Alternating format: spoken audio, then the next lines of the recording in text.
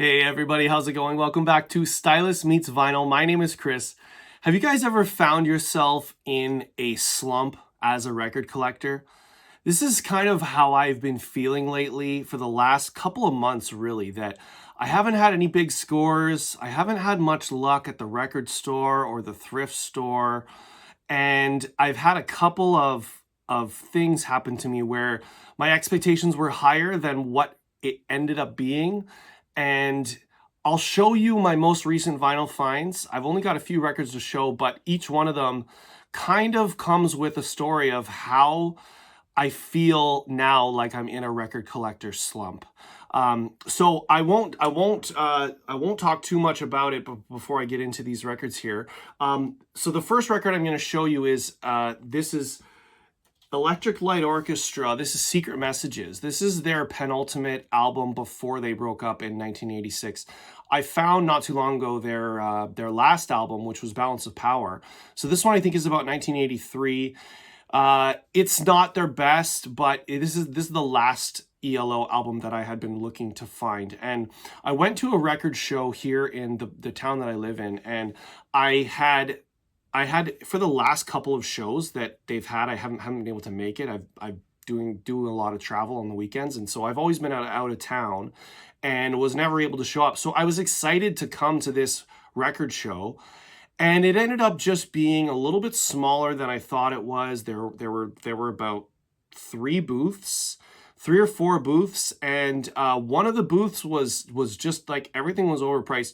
Usually I find at record shows the prices are decent enough, like all these record collectors, they kind of know how to price stuff, and so you don't necessarily find great deals, but you can find good stuff for a decent price. But one of these booths was just like torn up records. They were all $10 each, and as I was looking through, the guy was like, "Oh, like if you buy more than 4 records, I'll throw in an extra one for free." So it's like, you want me to spend $50 on 6 records here that are ringware and they're just like tattered up? And so that put a bad taste in my mouth. But I did find this one. This is the only one that I walked away with. It was a decent price. It's in very good shape. Only problem is that the last person to own this was a heavy smoker, and it just reeks of smoke every time I pull it out.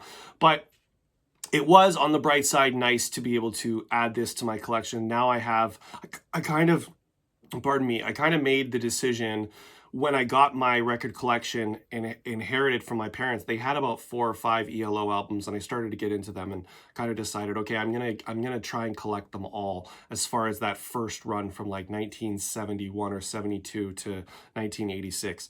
So this was the last one that I found. So that was a nice find, but also just a little bit underwhelming as far as the record show went. And then, so for this next find, so often at work, I will stream Spotify, and it's a great way to discover new music or new old music, or just like bands or artists that I'd never heard of, or people that I just had never gotten into until now. And so the great thing about Spotify and their sort of AI technology is that you can put on a song or put on an album, and then once that's done, it will take you to another artist that is very similar to that. And then once that one's done, it takes you to another artist, and it just keeps going and going until you stop it. And so I've had a lot of luck in just discovering new bands, or being like, oh, this song's really good. Who's this? Oh, okay, great. Like, I've heard of these guys. Maybe I'll check them out. And so I can't remember what song I had put on and was listening to, but as the AI kept going and feeding more songs, I heard this one song. I was like, oh, this song is really cool. Who is this?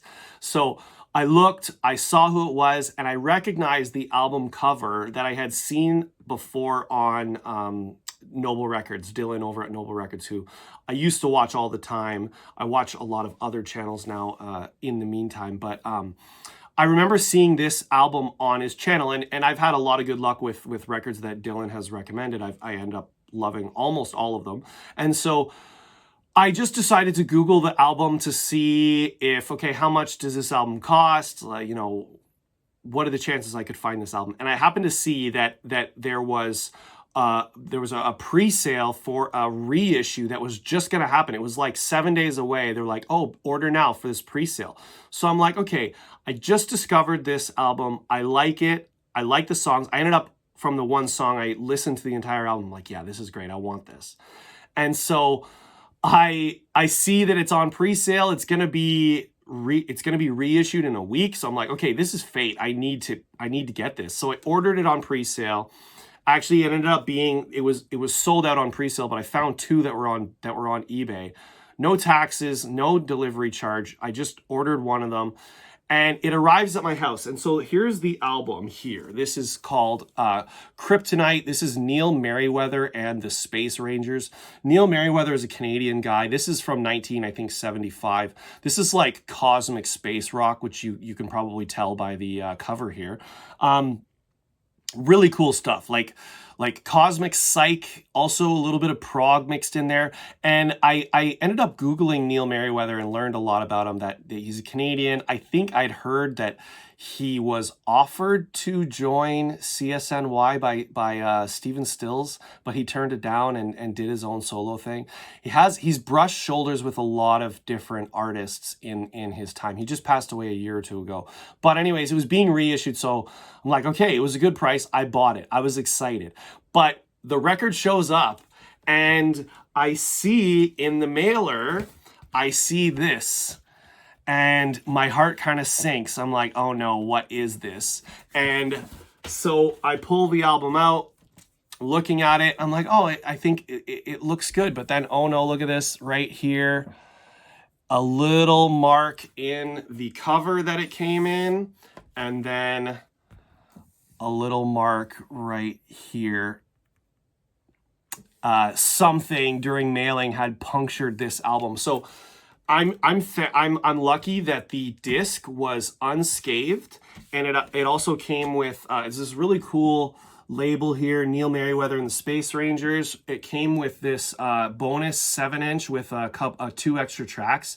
So I was really lucky that the album was not damaged, but the cover was, and so I was really bummed out about that. I bought it on eBay, but I was in as like a guest, and I couldn't even make a claim for like a return. It was also already sold out, and so I just wasn't even really sure. But I wanted to give the record a spin and play it for Annika, my fiance. So we're playing it, and this is what I'm talking about with this slump. We're playing it, and I go to flip the record, and as I'm flipping it, it slips out of my hands, and it falls off the platter of my turntable, and it didn't fall onto the ground, but it kind of scraped against the side of the turntable, and I'm cursing myself. It's like you want to rip your hair out. You're so upset with yourself. And I look, and the album it's okay. It's got a bit of scuffs on it, but it was just like in that instant from me pulling it out of the mailer to me playing it in the same day. The album went from like presumably mint to VG plus, maybe, like I don't even know. So I was just kicking myself. I think it's gonna be fine as far as the record goes, but it's like every record collector is just like nails on a chalkboard. It just makes you so angry. So that happened, and I wasn't too happy about that. Then I was thrifting last weekend, and I went to a thrift store that I go to often, and I've had luck there, but they changed owners recently. And now, instead of records being $1, they're now $3. And I used to buy a lot of just blind buys there. This looks cool for $1, I'll take a chance. Changes it a little bit when it's $3. $3 is still decent, but not great. But anyways, as I'm flipping through the bins, I'm seeing a lot of records that I'm like, okay, there's some potential here. You can just kind of tell as you're looking through that I'm like, there could be some interesting stuff here. And so I ended up finding this record, which I'll show you here, which is this Chuck Berry album on the Chess label. I open up the sleeve and look inside, and there is no disc inside. And I'm like, I can't believe it, because I know that this could be a valuable old Chuck Berry record. And then I saw a John Lee Hooker album too, also with no disc inside. So then I'm like making it my mission as I'm flipping through all of these records in these bins to, like, I'm gonna find this Chuck Berry record. I'm gonna check and see if there's any album sleeves with 2 records in them. So I'm going through flipping. There must have been 200 records. I have no luck. I don't find it, but I do find an even other Chuck Berry record with no sleeve. It's just the disc, and it's not even the right disc that I was looking for. So these are 2 separate Chuck Berry records on the Chess label, one of them with no disc, one of them with no sleeve. And I thought about buying the one with no sleeve, but I'm like, it was kind of beat up, and it's just not worth my time. And so I didn't buy it, but I did end up finding this album, which is Hank Williams' Moanin' the Blues. I thought this was a really cool find. I know this is an old album from the 50s. I want to say like 52 or something like that. And I thought that maybe this was an original, but I think it's actually a reissue. It's an early reissue maybe, but it is on this yellow MGM label, and it's not in great shape. This is probably VG at best, but I thought I would take a chance on it, and I was a little disappointed that at the time of purchase I thought it was an original, but the original cover actually looks like this, and so I think this is just a reissue. So that was 3 kind of experiences in a row where my expectations were high and it just didn't quite meet up. And I just feel now like I'm in this slump and I need something. I need to find some records and some good price records soon to get myself out of this slump. I'm curious if any of you guys have ever felt like this as a record collector. Have you ever felt like you're in a slump? If you have, let me know in the comments. If you made it this far in the video, consider giving it a like and consider subscribing to the channel. Whatever you guys do, make sure you come right back here where Stylus meets vinyl. Thanks a lot. See you guys soon.